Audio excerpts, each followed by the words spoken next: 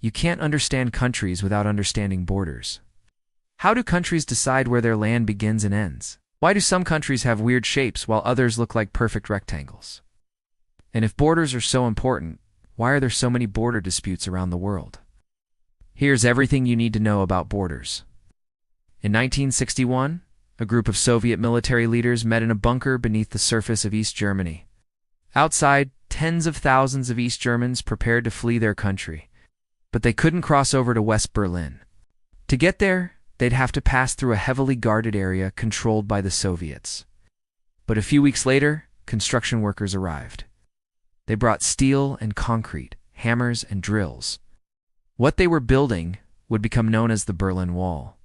It stretched 155 kilometers, cutting off East Berlin from the west. This barrier was made to keep people inside and people inside it.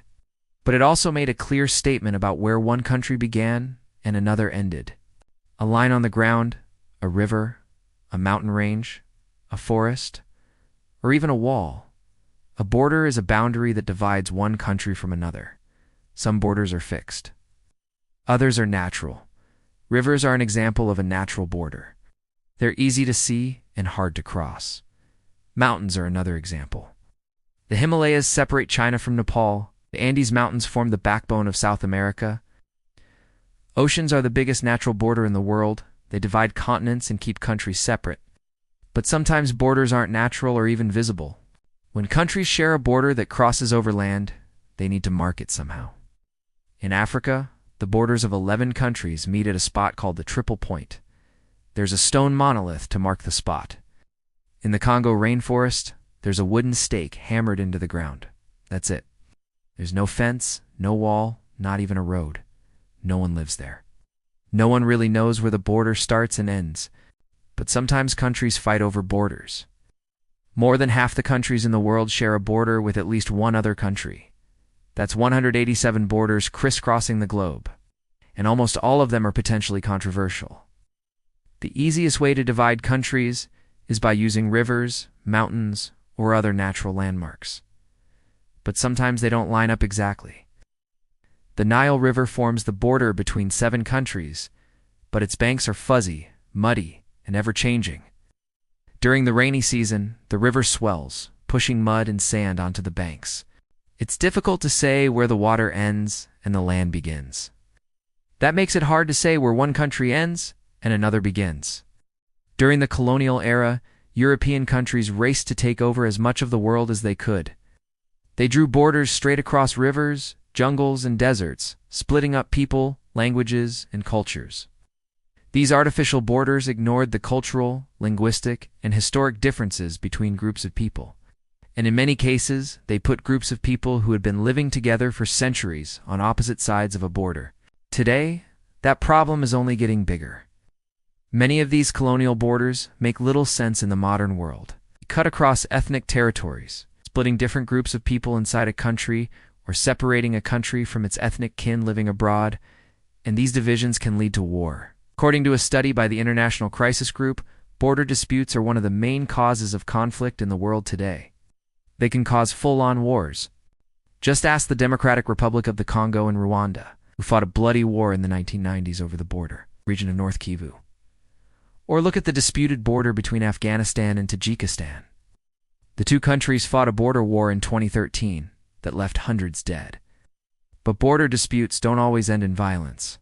Look at the border between Nicaragua and Honduras. The two countries used to claim overlapping territory near the Caribbean Sea, but rather than fighting about it, they negotiated. They agreed to split the disputed land in half, creating a 300-kilometer-long border that looks like a slice of pie. The world's borders have been shifting since the days of the Roman Empire. Countries grow and shrink, win and lose territory, split and reunite. So borders change too. Sometimes change happens quickly, like in 1947 when India gained independence from the British Empire. The British Raj included parts of modern Pakistan and Bangladesh. But when India won its independence, those areas became separate countries. Overnight, India lost roughly 1/3 of its territory. Other changes happened slowly, like in Siberia. Russia and China's borders aren't well marked. In the 1960s, China began building roads and settlements near the border. They claimed vast tracts of land on the edge of Siberia. Since then, the two countries have been negotiating their border. It's a complicated process that's likely to take years. Some borders aren't permanent. Take the Korean Peninsula. After World War II, Korea was split in half. The north was occupied by the Soviet Union and China. The south was occupied by the United States. The 3 years that followed were a nightmare. Millions of Koreans fled across the border. Soon after, the two Koreas went to war. After the fighting ended, the border was fortified. Today, it's one of the most heavily guarded borders in the world. Soldiers patrol the area, tanks roll through the tall grass, and fences block the path. Most people can't cross the border, even on foot. Only a handful of bridges allow vehicles and pedestrians to cross. While the border may not seem like much from space, from the ground it's a dangerous place to be. Land borders aren't the only ones that can cause problems.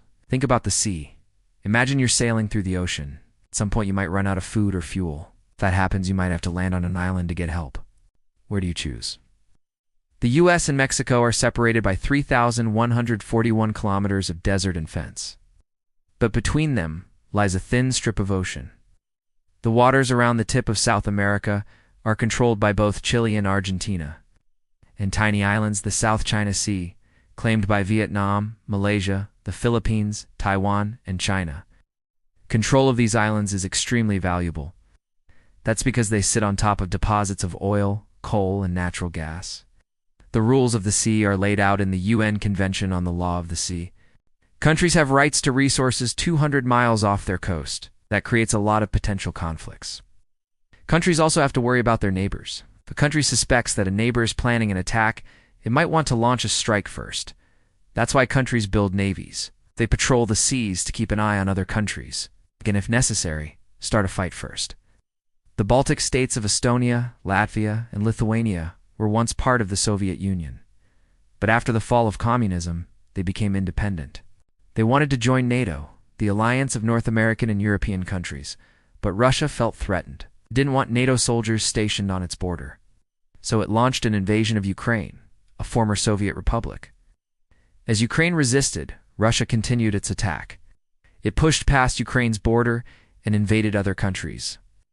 In a matter of months, it had taken over 4 countries, including Finland, which had a long history of staying neutral. But the borders weren't the real issue. Russia had legitimate concerns about NATO expansionism, but its response was excessive and brutal. The war continues today. The world's borders were drawn by humans. That means they're not always fair or make sense. And in the future, they might look very different. Maybe countries will focus on sharing resources rather than fighting over them. Maybe they'll use technology to solve border disputes peacefully. Maybe they'll even erase borders altogether. But that day isn't here yet. Today, countries continue to argue over territory.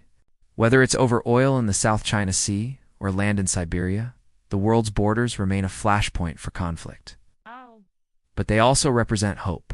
They show that countries can cooperate and negotiate peace. Perhaps one day they'll stop being a source of war and become a bridge to a better future. Thanks for watching. If you enjoyed this video, don't forget to like, share, and subscribe to our channel. We tell stories about all the amazing places on our planet, from ancient ruins to modern marvels. Don't forget to stay curious.